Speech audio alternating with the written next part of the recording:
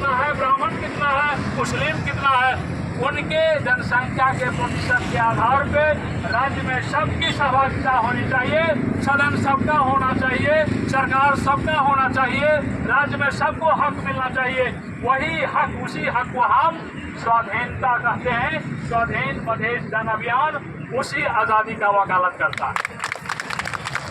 तो ये बात आप लोग कान खोल कर सुन लीजिए। हमारे ऊपर जो इल्जाम लगाती है राज्य, एक बिना तथ्य का है। और देखिए,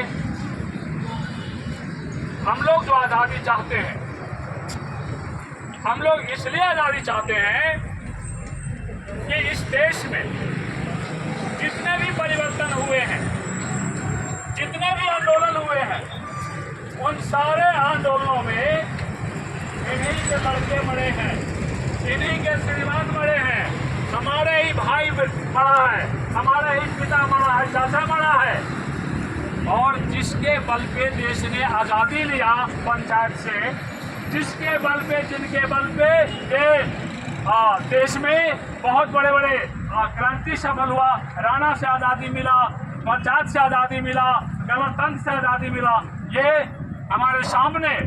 आप लोग काठमांडू वाले थोड़ा दिल तो बड़ा कीजिए, देखिए इनके चेहरा को, ये देखिए, इनके बदन पे ठीक से कपड़ा नहीं है, पैर में ठीक से चप्पल नहीं लगा पाती हैं। और ये महिला जो आई है, इसको सिर्फ महिला नहीं समझिए, ये घर की मूल प्रतिनिधि है, ये परिवार की मूल प्रतिनिधि है ये, और ये परिवार का प्रतिनिधित्व करते हुए काठमांडू में आई है।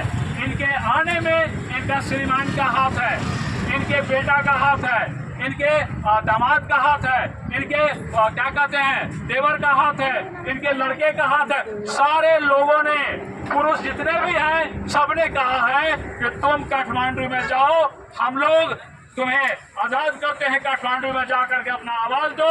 और काठमांडू वाला अगर नहीं सुनता है, प्रचंड नहीं सुनता है, शेर बहादुर देवा नहीं सुनता है, ओली खाली चुटकुला अगर सुनाने का काम करता है,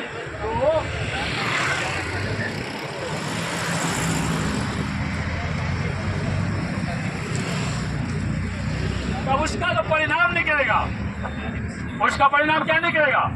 यहाँ से तो हम जाएंगे, हम लोग मधेश में तो आवाज दे चुके हैं ना, हम लोग आंदोलन कर चुके हैं मधेश में, बार बार सभा कर चुके हैं, और बाध्य होकर के काठमांडू में संदेश देने आए हैं कि हम लोग मधेश में संदेश दे चुके हैं कि हमारे बातों को सुना जाए, हमें भी राज्य में लो, हमें भी नेता बनना है, हमें घर चाहिए, हमें जमीन चाहिए, हमें नौकरी चाहिए, हमें बराबर शिक्षा चाहिए, बराबर अस्पताल चाहिए, और बराबर का बैंक भी चाहिए।